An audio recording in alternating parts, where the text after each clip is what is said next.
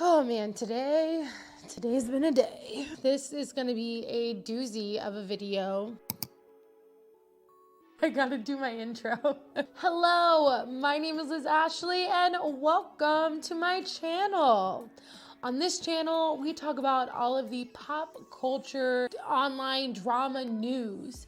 And boy, is there some stuff going on. Now there's a lot going on and there's a lot of videos that I feel like I'm gonna make. But this video in particular, I had to do like right away on the spot. Let's go. I'm gonna need this because of our topic again today, and because earlier today I literally had what the kids are calling a mentee B. Apparently it's like a mental breakdown. Yeah, no, I was literally like hyperventilating, calling my parents. So it's by 1220 Spirits and they're local. The new X's and O's episode with Shannon and Fletcher. Oh my God. Okay, so I have not watched this yet. I'm gonna watch it with you all in like 2x speed because it is 46 minutes and I do not have the space on my computer for all that. Really interested in what's gonna happen. I did a video about Shannon and Fletcher a couple months ago, and I love that video. It's my best performing video. It's a great video. Watch it if you haven't. But I do mention in that video that Shannon kind of like teased having Fletcher on her podcast. Fletcher's on her podcast, and I am losing my mind. So we are going to watch this right now. The beginning with Kari Fletcher. It's Kari, right? I'm pretty sure it is. Okay.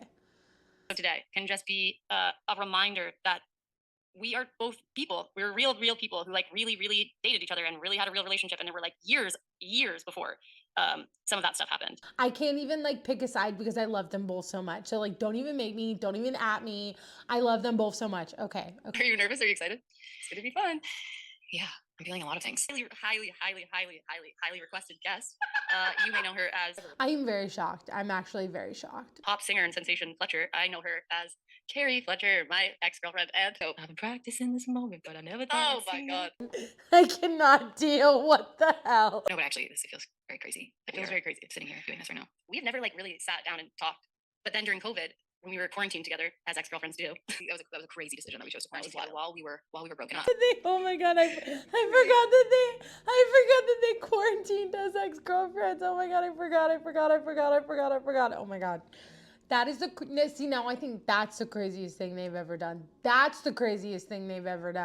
we were quarantined together, and she shot all the music videos, and then we released them, and it was incredible. Like it was like it was like one of my favorite projects. It was like my favorite project I've ever made, and we worked so well together. And it was but it was also really hard because I was performing these songs that I had written about us being on and off and on and off and on and off. And you hadn't heard two of them, and yeah, and those were like hard to play because it was about like at one point when we were broken up and like hooking up with other people.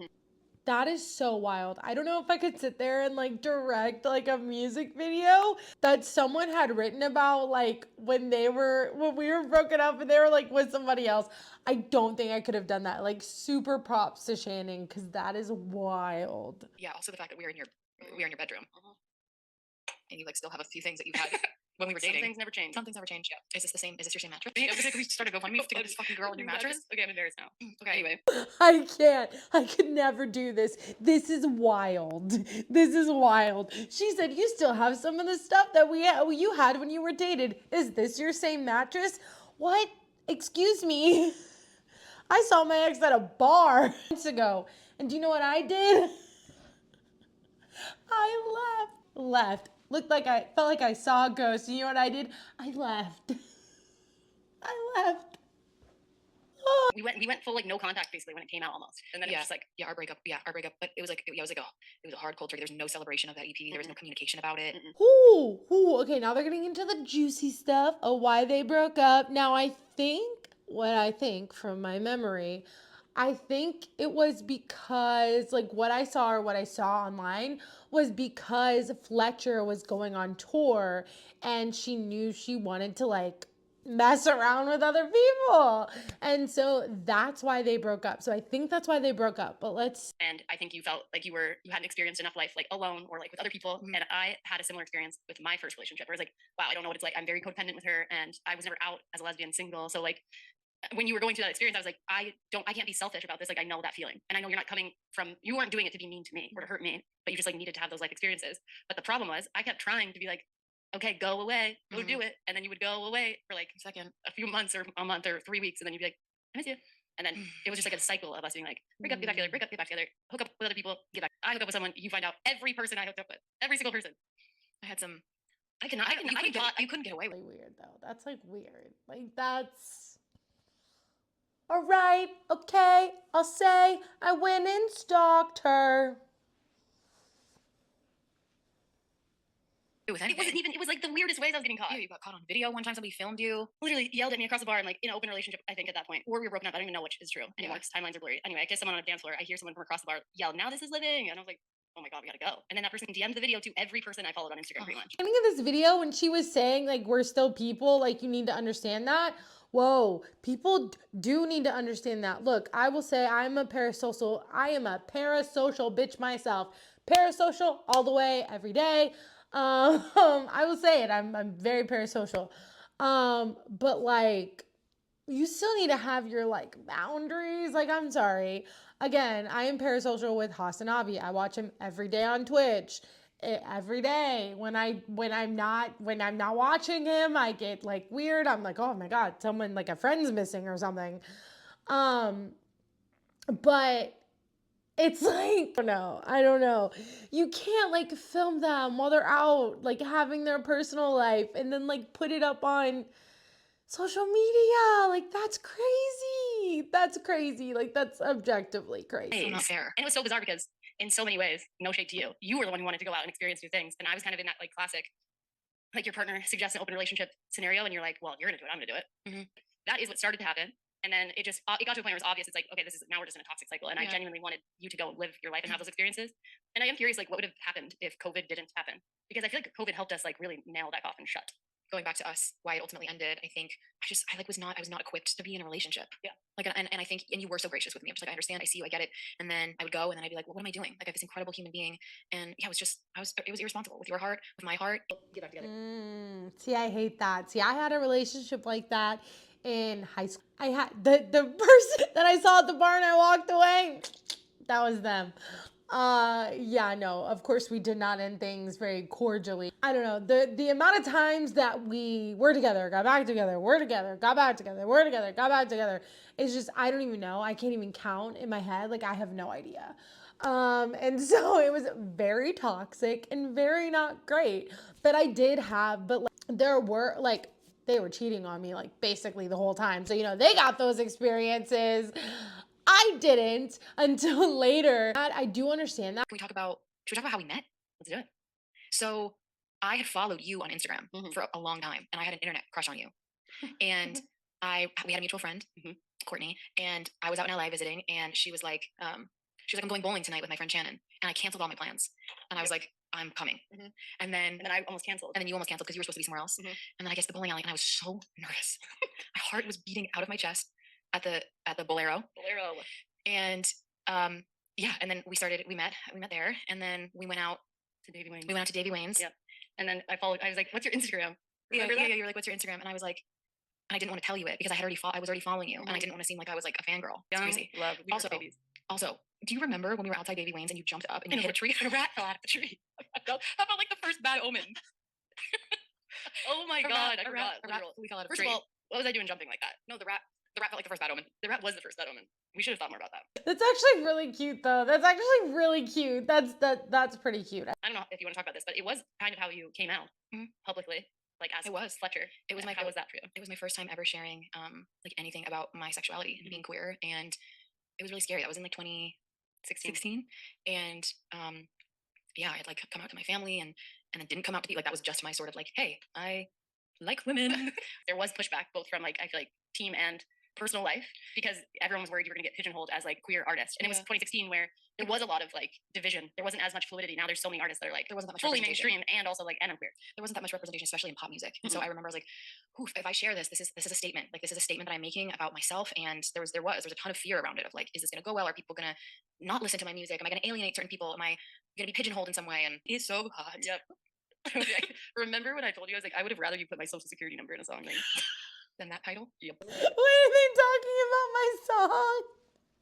Becky's so hot. She said, I would rather you share my social security number. That's hilarious. I love that. Yeah. We have the same birthday, by the way, which also, do you remember the day that we found out that each other had the same birthday? Yep. That was no more Pisces. No more March 19th, girls. We're not dating anymore. I had also dated Pisces. So no more March. Yeah, I guess, yeah. And then we basically pulled away from the internet. Then we started breaking up, doing that on and off again thing. So then we were sharing even less, I feel, because I feel like we knew that the end was happening, like something, it was going to end. You know, I stopped sharing even when we would reconnect with each other, like Instagram stories and stuff. Because it was like, we should, and that's why when we were quarantined together, we had that conversation where we were like, we have to do something to tell people that we are not together. Otherwise, we are going to spend the rest of our lives with people being like, are they together? Are they not together? Like, how do you make a public breakup announcement when you never made a public dating announcement? I'm sorry about a lot, but I'm sorry about that time. That was all just of that being shared. Wild decisions being made by both of us. Yeah. Obviously, I was a part of it. I do like that they're like talking about this and talking about how it wasn't just one person, it was both of them. Because it took me a really long time to get to that point, like emotionally and like logically. And it took me a really long time to get to the point where I realized what I needed to like work on within myself. And so I do think it's good that they're not like blaming each other. And I think that's really cool. I think that they posted this on their birthday. Oh my God. No, they didn't post it, but they posted it the day after their birthday. They posted it on the 20th. They posted it the day after their birthday. That's wild. That's wild. That's wild. I can't believe I didn't figure that out. That is insane. I love that so much.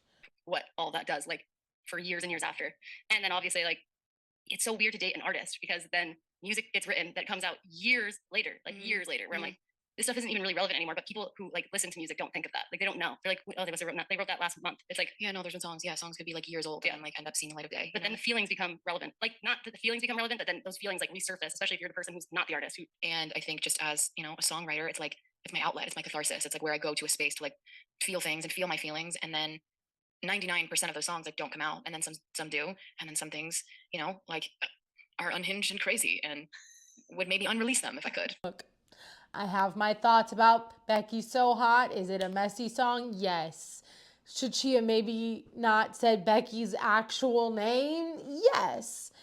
Is it a great song?